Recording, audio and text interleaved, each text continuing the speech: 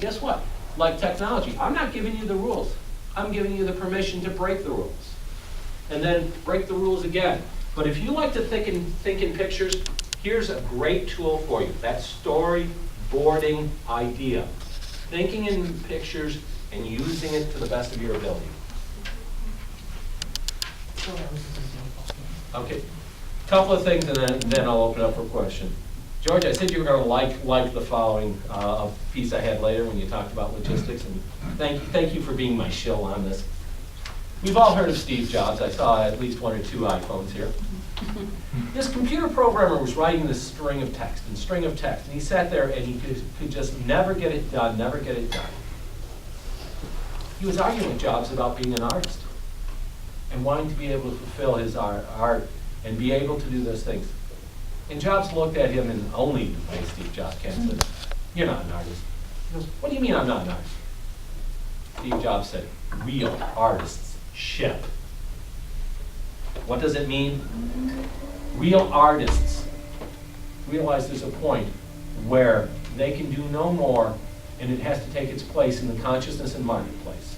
Real artists know how to summon it all up, get it out on the planet, and detach a little bit from it while the thing they've created does its mighty work. So, a couple of thoughts, some action steps, some ideas here. One of the things is be willing to always capture the imaginings of what your life could be if you took more creative and self-expressive risks. Capture a big picture vision, but write on an image board on it. Write and say affirmations. How did I become a writer? The truth is this. I told myself I was a writer. Then I told other people I was a writer. In the sanctuary here, the godmother of my parents, the godmother of my children, Carolyn, she introduced me for the first time as a writer to somebody I didn't know. And oh God, I swoon now at the thought of being introduced for the first time as a writer. And that was 12 years ago. Sometimes you have to give up to get. And what do I mean by you have to give up? Well, give up tablet games, other people's creative output, reading their book exclusively, maybe the time you would spend to create their projects. Don't quit your day job. Quit your nightly distractions. Write your pain after dinner, whether you're tired or not. One of the things I've talked about all day is relationships. Create a support circle. Find other like-minded individuals who understand what you can do and support through your journey. And whether you're a programmer or a photographer, there's groups out there. Just Google it. Write Detroit photography. Write Warren exercise physiologist, or whatever you are. Go put that in and find out, and then show up. Because if you're looking to move forward in a new direction, you've got to be around other people. Maybe somebody will mentor you and help you in the direction you want to go. Maybe, if you want to be around, say you want to be a banker or a financial services professional, talk to other financial services professionals. The other thing, change your expectation. According to the research I've done, you have 60,000 thoughts each day. In the span of your lifetime, if you live to be 70 years old, that's 1.7 billion thoughts.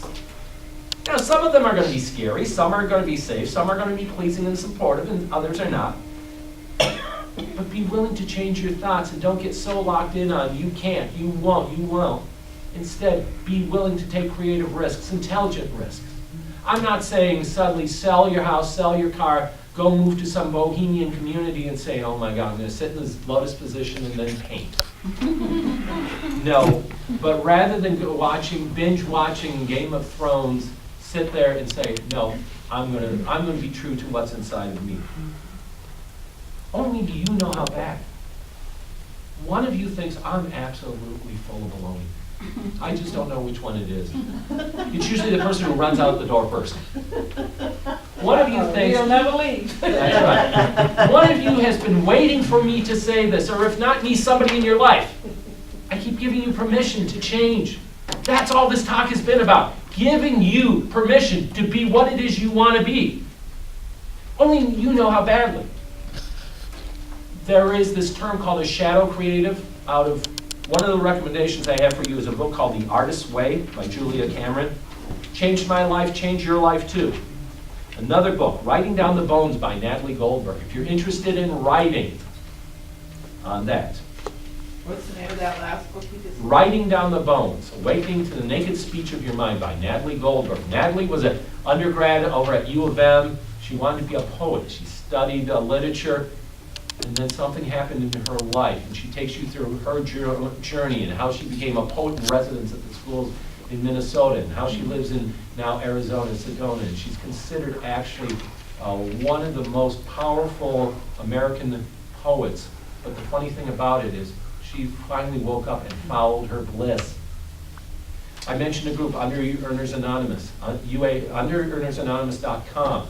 If you think you're not making the money you should be, go. There's some tools for you to look at. You know what? The only thing holding you back is you.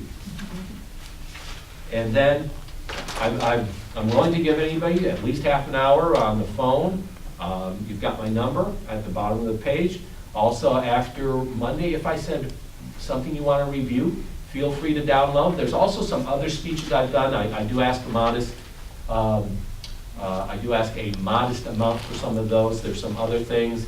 I have my own takes on LinkedIn. I've got my own takes on sales and marketing. So if you want to take advantage of those. I mentioned Seth Godin earlier, and I want to close with a little essay. Like I said, the man is the king of succinct, and I should probably take a lesson from him. It's called Room at the Top. There's always a spot for the best in the world, not the most expensive, but the one that most ideally suits the needs of those who care.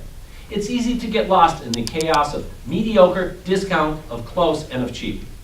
But if you're the best among people who care to find the best and talk about the best, no market is too crowded. The hardest part is figuring out what best really means.